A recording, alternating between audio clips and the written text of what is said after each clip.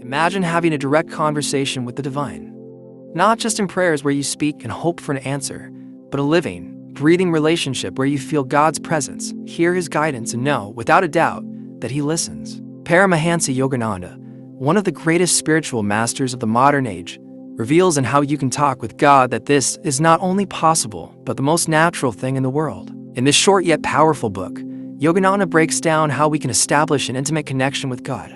He does not speak of a distant, unapproachable deity, but a loving presence that can be as close to us as our own breath, if only we learn how to reach out sincerely. Now, let's dive deep into the heart of this book and explore the teachings, techniques, and wisdom that will help you transform your prayer life into a two-way conversation with God. Chapter 1. The Reality of God's Presence. Many people pray, but few actually feel the presence of God. Why?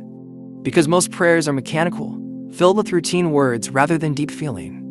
Yogananda emphasizes that God is a living reality, not just a philosophical idea. But to feel His presence, we must awaken our inner consciousness. We do not need a temple, church, or special place to find God. He is already within us. The first step to talking with God is believing that He listens. Doubt blocks the divine connection. Just as we tune a radio to the right frequency, we must tune our hearts and minds to God's vibration through sincerity and devotion. Yogananda insists that God is not silent.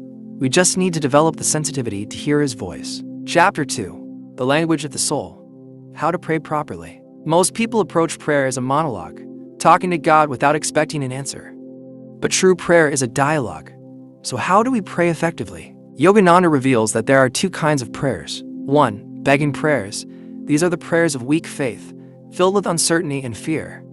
Please, God, if you exist, help me. 2. Commanding prayers.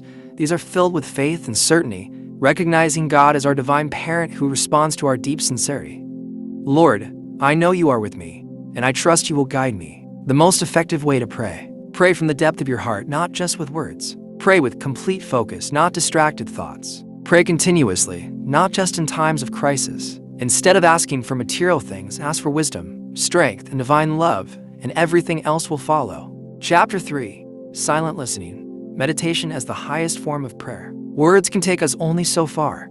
The highest form of prayer is silent communion, where we quiet the mind and listen. Meditation is not about asking God for things. It is about feeling His presence. Just as a friend speaks more when we listen attentively, God reveals Himself when we enter deep stillness. Yogananda teaches that true prayer ends in meditation. When we stop speaking and start listening, divine wisdom flows into us. Meditation allows us to bypass the restless mind and connect with God directly. Practical method. 1. Sit in a quiet place with a straight spine. 2. Close your eyes and take deep, calm breaths. 3. Focus your mind on the spiritual eye between the eyebrows. 4. Silently repeat God's name or a sacred mantra. 5. Let go of thoughts and enter deep silence. In this stillness, you will feel God's presence as peace, joy, and divine love. Chapter 4. Developing an unbreakable connection with God. Yogananda warns that most people give up on prayer because they don't receive immediate answers, but true devotion requires persistence. God sometimes tests our sincerity. If we pray only once and forget, it shows we were not serious. Great saints and yogis receive divine visions only after years of patient devotion. Just as we cultivate friendships through regular contact, our relationship with God grows through daily effort. How to strengthen your connection. Start and end each day with prayer and meditation. Talk to God throughout the day, as you will with a friend. Surrender completely, trusting that God knows what's best for you. Over time, you will feel an inner assurance that God is guiding you. Chapter 5. How God Responds. Recognizing Divine Signs. One of the biggest doubts people have is, if God speaks, how do I recognize His response? Yogananda explains that God answers prayers in various ways. 1. Through sudden intuition, a deep inner knowing that guides you. 2. Through circumstances, a door opens, a solution appears, or a challenge arises to strengthen you. 3. Through people. Sometimes God speaks through a friend, teacher, or even a stranger. 4. Through visions and dreams. Advanced devotees may receive direct visions of divine beings. The key is to develop awareness and receptivity.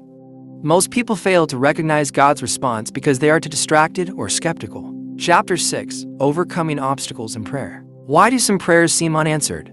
Yogananda identifies a few common obstacles. Impatience. We expect immediate results, but divine timing works differently. Lack of faith. If we doubt, our prayer loses power. Negative thoughts. Worry, fear, and anger block divine communication. Superficial prayer, saying words without deep feeling, is ineffective. The solution: purify your heart, trust fully, and persist in prayer. Chapter 7. The Ultimate Goal: Uniting with God. The ultimate purpose of prayer is not to ask for worldly benefits but to experience divine union. Yogananda teaches that saints and mystics throughout history, whether in Hinduism, Christianity, Islam, or Buddhism, have all described the same experience of divine ecstasy. This state, called samadhi, is when we fully merge with God's presence. Ordinary prayer connects us with God briefly. Deep meditation allows us to dwell in His presence for longer periods. Final liberation, moksha, dissolves the separation completely. This is the highest realization, to not just talk with God but to become one with Him. Start talking to God today. Yogananda ends the book with a powerful call to action. Start talking to God now. Don't wait for the perfect moment or the right words. Speak from your heart. Don't be discouraged if you don't feel an immediate response. Stay persistent. Don't see God as a distant being.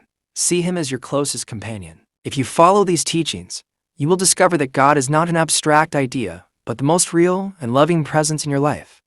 And once you establish this divine connection, your life will never be the same again. If you truly want to transform your life, apply these teachings daily.